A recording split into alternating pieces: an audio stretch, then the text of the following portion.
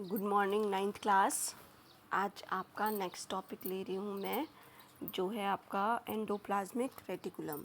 ठीक है, तो ये जो एंडोप्लाज्मिक रेटिकुलम है, जैसे कि आपको स्ट्रक्चर में दिख रहा है, ये देखिए स्ट्रक्चर इसका, ये इस तरह का स्ट्रक्चर होता है इसका। और ये स्ट्रक्चर में देखिए आप, ये न्यूक्लियस है, इधर ये क्या है, न्यूक्लियस। तो ये न्यूक्लियस के क्लोज होता है। ठीक है, जैसे गोल्जी बॉडीज न्यूक्लियस के क्लोज होती थी, साइटोप्लाज्म में ये कहीं भी हो सकता है। जैसे ये आपका साइटोप्लाज्म है ना, ये कोशिका का बाहर का कवर है, बाहर की लेयर है, और ये आपका साइटोप्लाज्म है जो लिक्विड फॉर्म में होता है, मतलब जो लिक्विड लाइक स्ट्रक्चर होता है। ठीक है, तो ये एंडोप्लाज्मिक रेटिकुलम कहीं भी हो सकता है। इतना है एंडोप्लाज्मिक रेटिकुलम।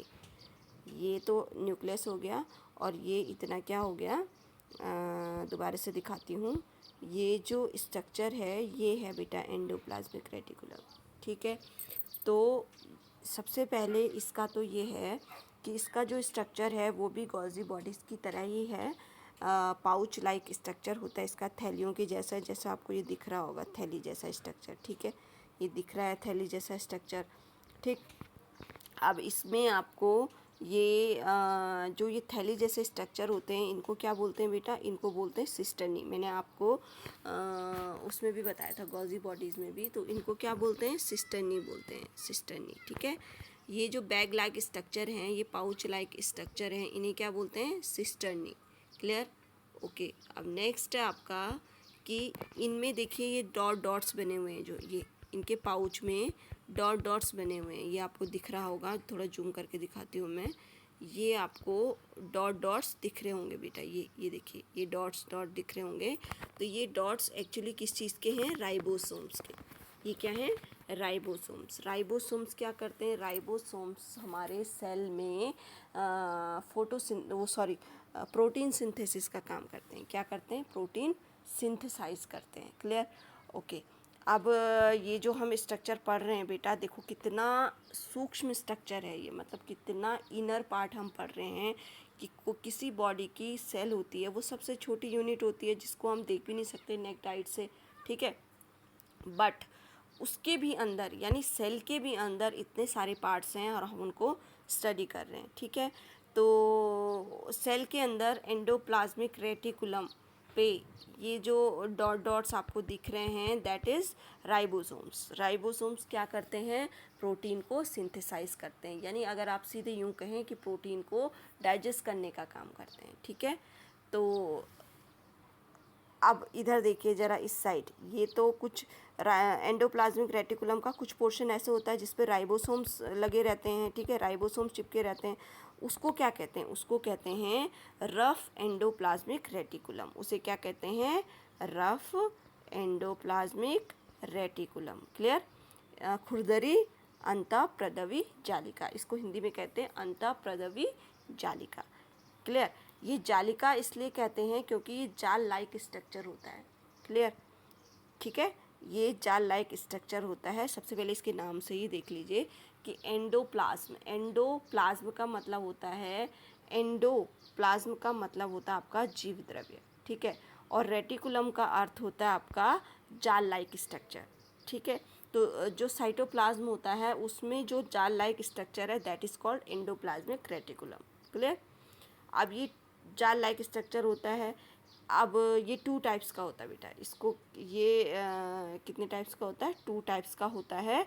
और सबसे पहला है अच्छा सॉरी, पहले इसके थोड़ा सा पढ़ा वो बता देती हूँ मैं कि इसकी डिस्कवरी किसने करी थी। तो इसकी खोज करी थी पोटर नामक वैज्ञानिक ने। किसने? पोटर नामक वैज्ञानिक ने। ठीक है, इसकी खोज करी थी पोटर नामक वैज्ञानिक ने की थी। ठीक है, उन्होंने इसका नाम क्या रखा, एंडोप्लाज्मिक रेटिकुलम, यानी अंतःप्रदवी जालिका। क्लियर? ओके, अब नेक्स्ट आपका आता है इसमें कि ये झिल्लियों से बना, यानी जाल से बना हुआ एक तंत्र है, एक सिस्टम है ना।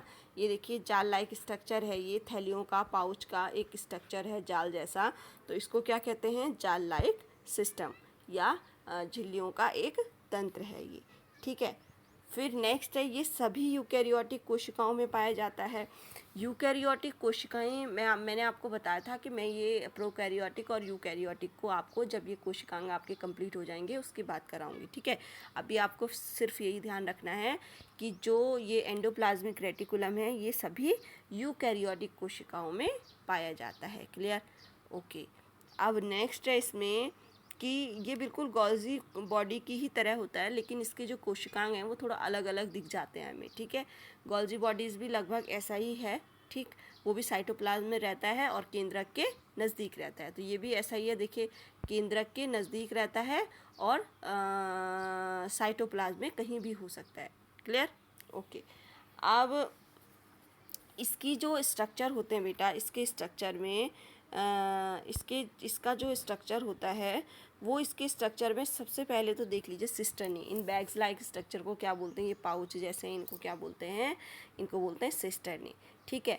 अब इन पाउच के बीच में ये जो आपको रिक्त स्थान जैसे दिख रहा है, ये देखिए, ये रिक्त स्थान जो आपको दिख रहा है येलोइश येलोइश, तो ये क्या है? इसको बोलते हैं सिस्टर्नल स्पेस। इसको क्या बोलते हैं? सिस्टर्नल स्पेस, ठीक है। इसमें सिस्टर्नी की जगह होती है, मतलब बीच में। क्लियर हो गया? नेक्स्ट जो तीसरा इसमें इम्पॉर्टेंट पार्ट होता है वो होता है ट्यूब लाइक स्ट्रक्चर, यानी ट्यूब्यूल्स, यानी पाइप लाइक स्ट्रक्चर, ठीक है। अब ये पाइप लाइक स्ट्रक्चर को क्या कहते हैं वो मैं आपको समझाती हूँ। तो यानी जो एंडोप्लाज्मिक रेटिकुलम है वो दो प्रकार का होता है। एक रफ एंडोप्लाज्मिक रेटिकुलम, ठीक है, rough endoplasmic reticulum. Clear? Rough मतलब खुरदरी। क्लियर? उसको खुरदरी क्यों कहते हैं? क्योंकि इसके कुछ पोर्शन में क्या रहते हैं, ऐसे राइबोसोम चिपके रहते हैं, इसलिए इसको क्या कहते हैं, वो मतलब राइबोसोम्स की प्रेजेंस के कारण ही खुरदरा प्रतीत होता है। क्लियर? अब सेकंड टाइप है इसका smooth endoplasmic reticulum. Smooth endoplasmic reticulum, smooth मतलब चिकनी। तो चिकनी, ये देखिए एंडोप्लाज्मिक रेटिकुलम का ये वाला पार्ट, पूरा पार्ट ये तो एंडोप्लाज्मिक रेटिकुलम है, इतना पार्ट इसका खुरदरा वाला है, और यहाँ वाला पार्ट देखिए ये ट्यूब लाइक स्ट्रक्चर है, ये स्मूथ है बिल्कुल, इसमें कोई राइबोसोम नहीं है, तो इसलिए इसको क्या कहते हैं? स्मूथ एंडोप्लाज्मिक रेटिकुलम, ठीक है। और यहाँ पर मैंने ये गलत लिख दिया है, स्मूथ को स्मूथ, एक मिनट है, smooth endoplasmic reticulum, smooth endoplasmic reticulum. Clear हो गया कि ये वाला तो है रफ और ये वाला क्या है? Smooth endoplasmic reticulum. Clear? Endoplasmic reticulum में 3 स्ट्रक्चर आपको याद रखने हैं, बस 3 स्ट्रक्चर हैं इसमें इंपॉर्टेंट। आपके 10th में इतना इंपॉर्टेंट नहीं है ये, लेकिन आगे जब आप कंपटीशन दोगे या 11th-12th में आप साइंस सब्जेक्ट्स चूज़ करोगे तो उसमें आपको ये हेल्प करेंगे। इसका बेसिक स्ट्रक्चर है जो, ठीक है बेटा। तो सबसे पहले आपको रखना है सिस्टर्नी। सिस्टर्नी मतलब जो बैग लाइक स्ट्रक्चर होते हैं, दैट इज कॉल्ड सिस्टर्नी, ठीक है। सिस्टर्नी के बीच में ये रिक्त स्थान है, इसको कहते हैं सिस्टर्नल स्पेस, ठीक। और जो स्मूथ राइबोसोम्स होते हैं वो ट्यूब लाइक स्ट्रक्चर में होते हैं, उनमें राइबोसोम नहीं होते हैं, और ट्यूब लाइक एंडोप्लाज्मिक रेटिकुलम है, ठीक है। तो ये इसका थर्ड पार्ट हो गया, मतलब पहला सिस्टर्नी, सेकंड सिस्टर्नी स्पेस, और थर्ड हो गया ट्यूब्यूल्स यानी पाइप लाइक स्ट्रक्चर, ठीक है। ये तो इसका स्ट्रक्चर हो गया। टाइप्स भी आपको समझ आ गए। टाइप्स की 2 टाइप्स हैं, खुरदरी अंतःप्रद्रवी जालिका, ये वाली खुरदरी अंतःप्रद्रवी जालिका है ये वाली जिसमें राइबोसोम्स होते हैं, और चिकनी अंतःप्रद्रवी जालिका आपकी ये वाली जिसमें राइबोसोम्स नहीं होते हैं और ये ट्यूब लाइक स्ट्रक्चर होते हैं। क्लियर? इतना समझ आ गया होगा, आई होप आपको। अब इसके काम देख लेते हैं, थोड़े काम क्या करता है। अब जैसे मैंने आपको बताया था कि जो राइबोसोम्स होते हैं वो क्या करते हैं? प्रोटीन सिंथेसिस का काम करते हैं, ठीक है।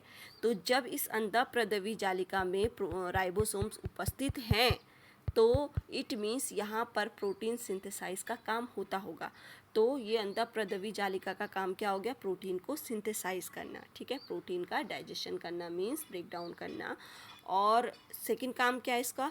Protein folding. प्रोटीन फोल्डिंग का मतलब होता है कि ये ना आपस में रिएक्शन करके और प्रोटीन्स को एक मतलब पैक कर देते हैं, और पैक करने का मतलब उसको आगे सेल्स के लिए सेल के विभिन्न भागों में ट्रांसफ़र करते हैं, ठीक है। तो ये हो गया आपका अंतःप्रद्रवी जालिका। आई होप आपको समझ आ गया होगा ये